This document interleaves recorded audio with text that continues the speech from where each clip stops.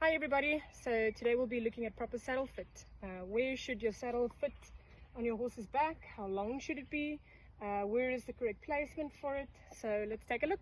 So first we want to know where the shoulder blade is. Where does the scapula end? The back of the scapula here, where it's not bone anymore, it's turning into muscle. This is where we want the bar of the saddle to begin. We don't want the bar of the saddle to be sitting on the scapula. That way we will prohibit free movement of the scapula, of the shoulder. Will cause pain, will cause pressure, and will make this horse very uncomfortable. So we want the bar of the saddle to sit behind the scapula. How long should the saddle be? We want to find her last rib, okay, which is there. And we want to go all the way to the top of that last rib. Okay, I can feel it there. I'm going to draw a line. I've got this cute little purple marker. I'm going to draw a line from the top of that last rib. And we're going to go right across there. Okay, so this is the maximum length that I ideally want on the length of my horse's back.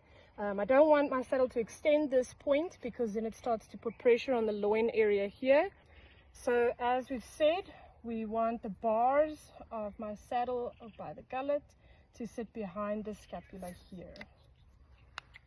So I'm going to draw a line over there.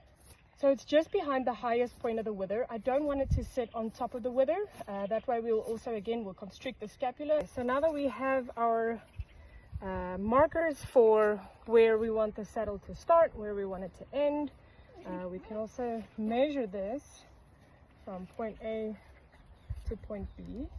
51, almost 52 centimeters, which is about 20 or 21 inches.